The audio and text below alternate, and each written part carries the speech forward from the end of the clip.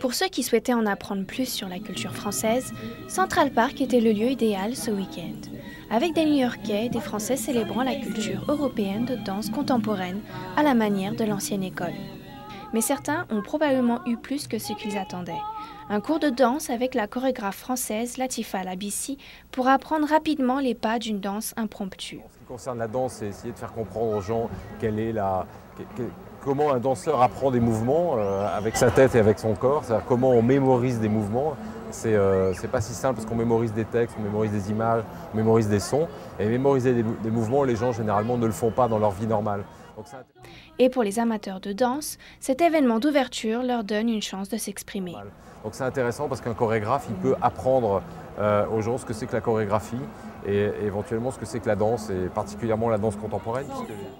La danse fait partie d'un festival s'étalant sur 3 semaines, célébrant le meilleur de la culture française. Cet événement, c'est pour pouvoir permettre au grand public, pour ce qui est de la danse, d'apprendre des chorégraphies, des danses qui ont été créées spécialement pour cet événement par 4 chorégraphes d'horizons très différents, et que le public puisse véritablement expérimenter pour eux ces différents mouvements chorégraphiques.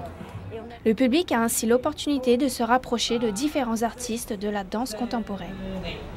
En fait, le message, c'est de créer un événement qui est très festif, très ouvert à tout le monde, c'est gratuit, tout le monde peut y participer, et en même temps être auprès d'artistes de tout premier rang de la scène contemporaine à la fois française et new-yorkaise.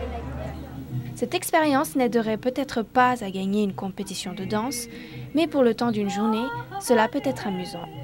Catherine Fang, NTD, New York.